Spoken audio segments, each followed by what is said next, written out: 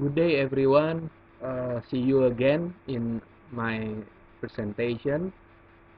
Today we discuss about the sector in agriculture. Specifically, we are talking about subsector CPO, crude palm oil. So, analysis, evaluation of the true value, and then financial analysis done through stock valuation calculator. Specific for the subsector CPO, we have 14 companies in this group with various subsector. We will take a look more detail in the next few slides. For next, we are talking about the index profile. In this picture, you see the index profile of subsector agriculture.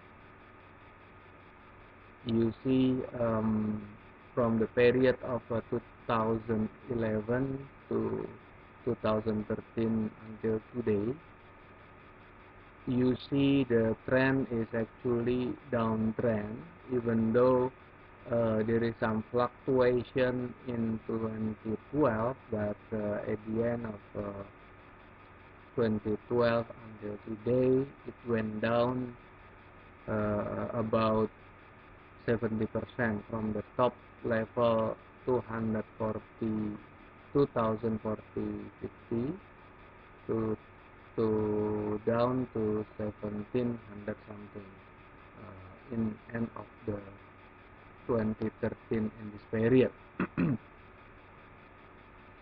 This profile sector index consists of 4 subsectors, namely plantation, crop, forestry, and fishery. In the subsector plantation, all about crude palm oil CPO and the like, and account for 86% of the market capitalization of all industry, of all agriculture industry, and the rest 14% divided by the other 3 subsectors. So it's clearly that CPO subsector certainly is the biggest prime mover in this industry, so forming a trend, downtrend in this case. If we see it in this picture, index went down 27%, and then it is the second index went down after the mining index, as we discussed before. Next, we will evaluate the company in this subsector according to asset rank.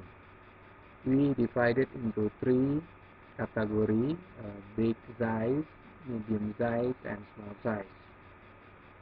We are divided into asset, revenue, earning after tax, free cash flow, working capital, and to financial ratio comparing to market capitalization in billion rupiah. So big asset consists of a company with asset value more than 12 until 26 trillion. Middle asset consists of 7 companies with the asset of more than 3 and until 7.5 trillion, and small asset is below 25 trillion. So in the big asset group, the best according to return on asset and return on equity is dominated by 2 companies, AALI or Astra Argo Lestari, and Smart. It is the CPO company owned by Sinarmas Group. So you see Astra Argo Lestari above 20% on the return on equity and 20% return on asset. Smart ROE is just 26, and then return on asset 13%, with the big, quite big market capitalization compared to the rest. Next, we will see the prospect of investment or trading based on market capitalization ranking. So if we rank, we come up with the three class. First class being the big caps, consists of Asrar Golestari, Smart, Salim Informas, and London Sumatra Plantation. The biggest one is Asrar Golestari. The market cap is more than 30 trillion. And second one is Smart with 21 trillion more in capitalization. And you see, compare current market price, it is end of May, comparing with the valuation, the true value based on stock valuation calculator. Asrar Golestari, there is a big gap between valuation. The highest is only 6,005 and then the price is already 19.3. So now it's not worth buying, it's too expensive. Smart, the highest point of the true value still 9,000 and price at this moment is 7.5. The lowest is at 6.1 for the valuation. Still worth considering to buy. Salim Informas, the price is 870. The highest value is 1.3 and the lowest value is 570. London Sumatra, the price is still room to grow because the value is still up, is still under value.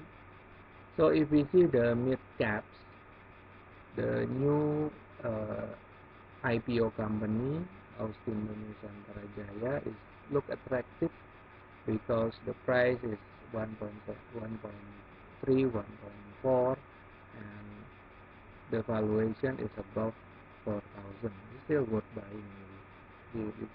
We have to check the historical valuation or the historical financial report. BW Plantation is the price is about the same line of the high value is about 990, but the low side of the value is negative. So there is some risk or a big risk for the company valuation or the company financial performance if hit by let's say the economic crisis or the hit by a drop in the index, drop in the economy, and then some changes in the unfavorable condition in the globally or domestically. Next we see Sampurna Agro. It's still room to go in the high side, but in the low side is already expensive. Tunas Baru Lampung, the highest price is 1,000 and price is already 500, but the low side is 128. Still a risk. Palm Provident Agro has negative valuation. Jaya Agri also has negative on the low side, but highest point is positive 300. The price is already expensive, more than the valuation. Bakri Sumatra Plantation have a very deep negative low valuation. High valuation reach 50 maximum and the price is 62 at this moment. Gozo Plantation also has negative valuation and then valuation is much lower than the price at this moment. Jaya Kalbar is still attractive even though the small cap, but again small cap is usually speculative. Multi Agro Gemilang Plantation has a negative low side of valuation. So we see and there's a medium and small cap. The new IPO Austindo Nusantara Jaya may be very attractive in terms of value. So next we check the historical value of the company. We see the value drop consists of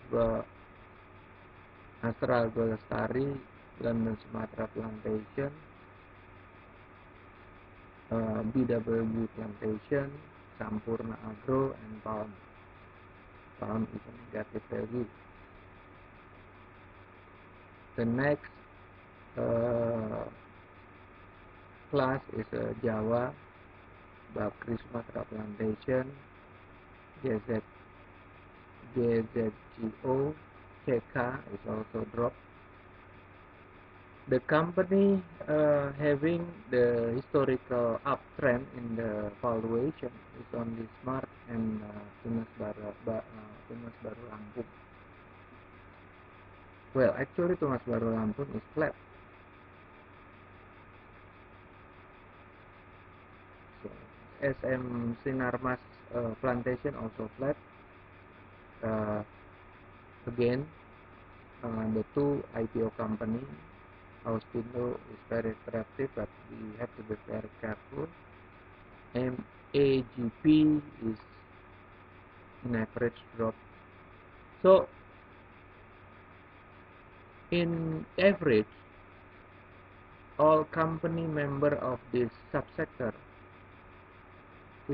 everything is dropped.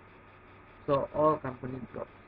So next we want to see the top 4 company based on assets above 10 trillion.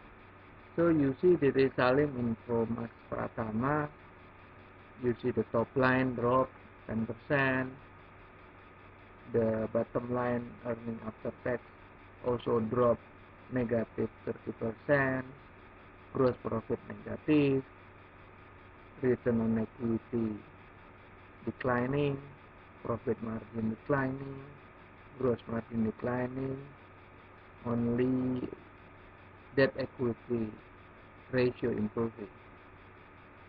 So if we see and the average is declining, so we suggest that we have to be careful in selecting this company.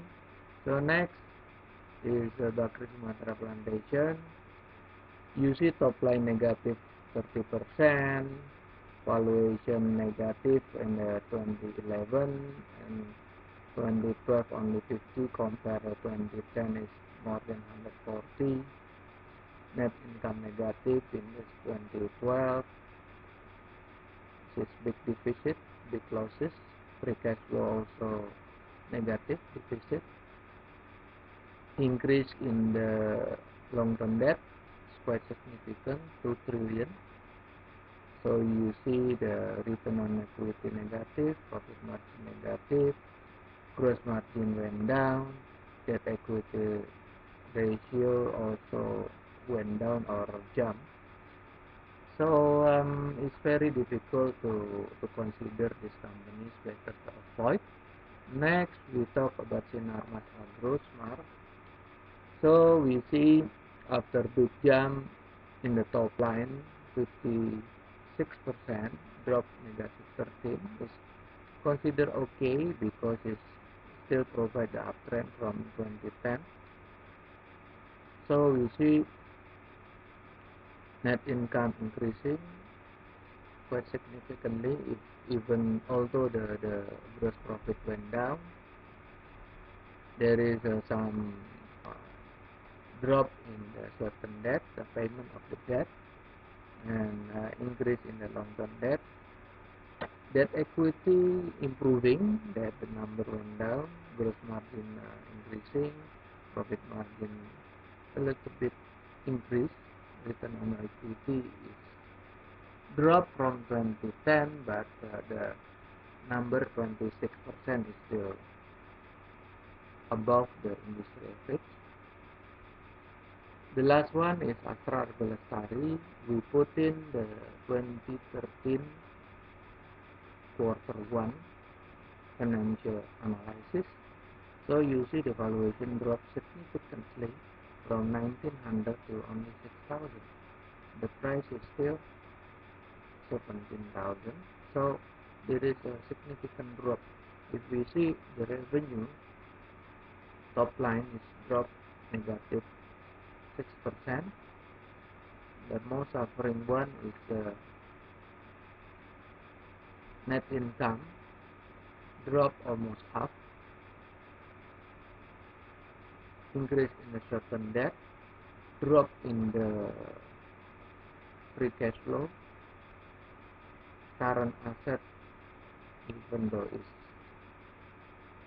increased a little, but short-term debt increasing, debt equity ratio also increasing slowly, gross margin drop, profit margin also drop below industry standard, return on equity also drop from 30 to 50. So I think it's about all about the CPO industry sector. See you next time. Thank you.